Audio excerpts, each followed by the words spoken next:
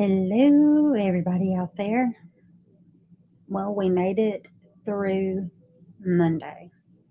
Monday is often the hardest day to get through of the week, but we did it. We made it through Monday. Um, as you can see by the name of my little video here, Mackenzie Shirilla, the making of a monster. That's because, if you look at the pictures that I've used on here, the biggest picture, the one on the top, you see this woman and oh, she's got her hands over her face like she's just, oh my gosh, what has happened? That is Mackenzie Shirilla's mother. She is just in absolute freaking out because her daughter has just been convicted of second degree murder.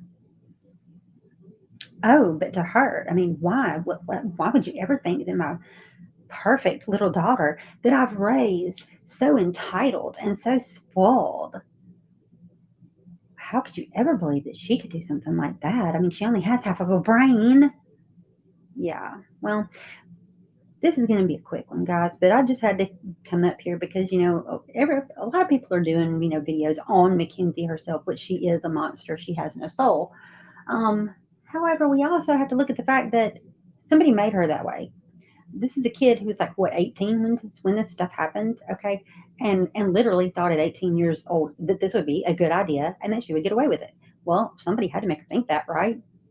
That'd be her mother. Now, what I want to urge you to do, um there is a couple of creators that do the prison, cell phone calls. You have jumpsuit Pablo. He's doing a lot of the Mackenzie Shirilla phone calls, from prison. Um, and he gets his from, what is it? Phone calls from prison or something like that. It's all tagged in jumpsuit stuff too. Even another creator that I just absolutely love, Toddy One-Skip. I can't remember if it's on her Issues with Toddy One-Skip channel or Everybody Has a Story with Toddy One-Skip. She's talking about it, but she's going over some of the, prison telephone calls as well. This little girl, and she's a little girl. I'm sorry, I'm 50 years, but she's a little girl.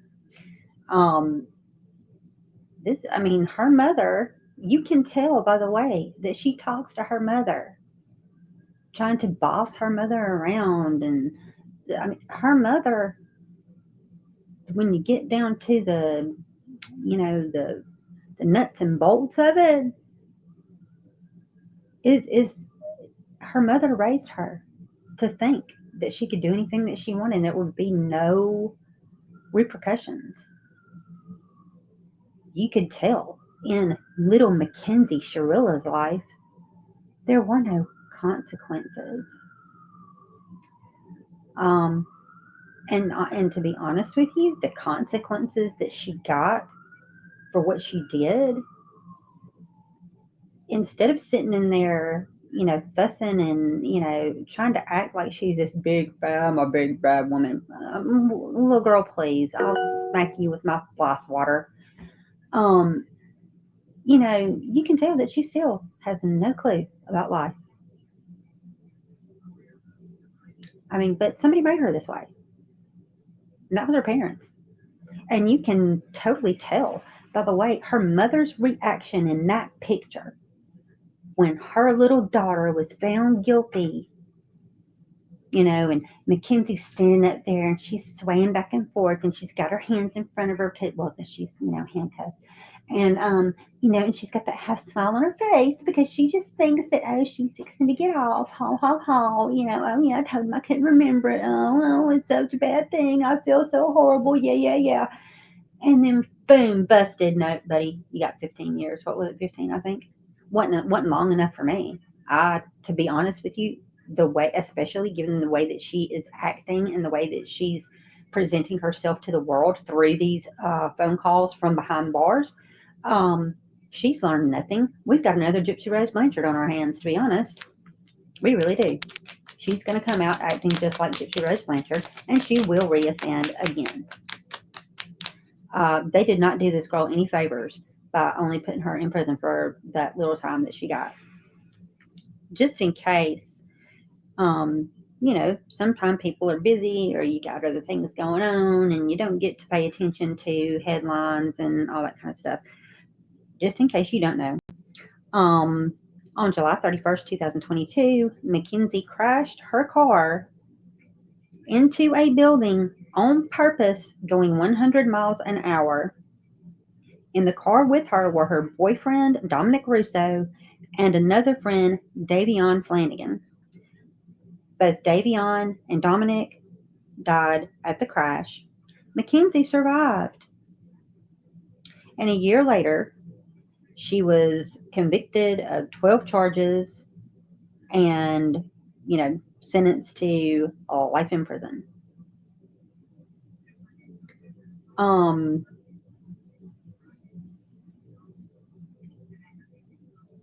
It, where am I getting the, hold on.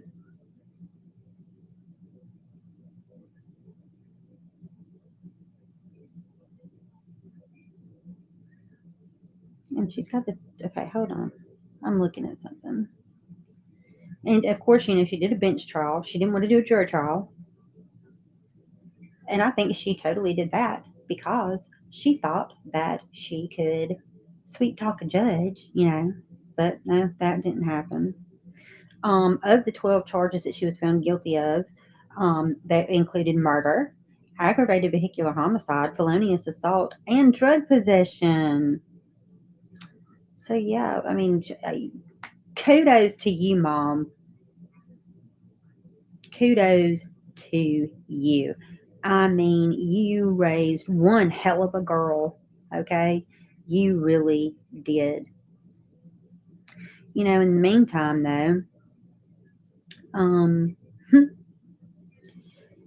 these boys, their parents never get to see them again, and they actually were doing something with their lives. If you go and listen to the uh, the phone calls and all that, there's also been it's not a phone call from behind jail. What it is, it was during one of her and Dominic, which was her boyfriend. They were, having a fight, and he literally was videotaping it for his own safety. And I believe it was turned in after all this happened by a friend of his or something, or maybe it was his mom that turned it in. But this was not a one-time thing where she thought that she was going to get away with it. No, she had been abusing this boy for so long, and like I said, it's horrible. I'm just glad that she's behind bars for the rest of her life. If she gets out, it's going to be a Gypsy Rose Blanchard thing. I'm not sure what the deal is with her. If she, the information that I have doesn't say anything about with or without. So more than likely, she probably does have the possibility of parole. After like the 15 years. Then again, I might be wrong. It'd be great if she doesn't, but if she does, and if she does get out, it's going to be just another Gypsy Rose Blanchard. Only difference is here, Gypsy offed her mom. This little idiot took the lives of two productive young men who would have made great additions to our society because their parents raised them the right way. This little girl, her mother, just please go listen. Go listen to the phone calls. Her mother should be serving time with her. She's no mother. No mother at all. What the only thing that she can claim is that she is the mother of a murderous monster. And thank God her offspring is behind bars, hopefully for life. But yeah, guys, I'm gonna put some of the other channels that have those phone calls and the video and all in there. Y'all, please go over there and then look at it because I mean, I'm sorry, but we've got to start holding. There's got account. The word of the day is accountability. And this girl was, I think she was between 17 and 18 when this happened. So her parents should have had some accountability for this as well. I don't believe in, children, your brain is not fully developed and functional until the age of 25. Okay, so therefore, a lot of decisions that you make are based on what you know or think you can or cannot get away with from your parents. So, um, and therefore, there's a lot of kids that make some bad decisions. Then we have kids that make decisions that are based on, because they're heavily influenced by people outside of their family. In this case, though, oh no, I mean they pretty much tell on themselves.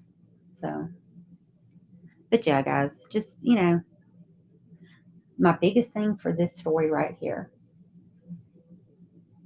Dominic knew that he needed to have that evidence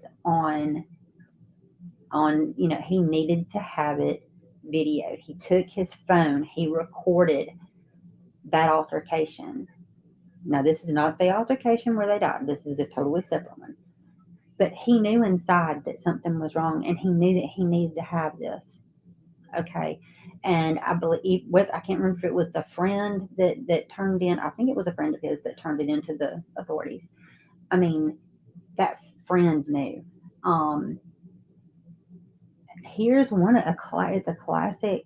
If you see something, say something, because if somebody had just spoke up and said something, sometimes you have to risk if you know that one of your friends is possibly in danger, like life-ending danger, and you have to make that decision.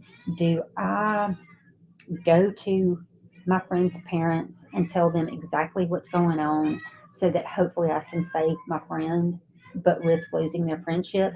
Or is it more important for me to keep their friendship and just hope for the best?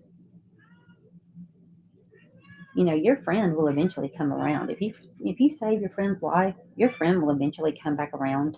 You know, they'll eventually realize, hey man, I understand you were doing that because you cared about me.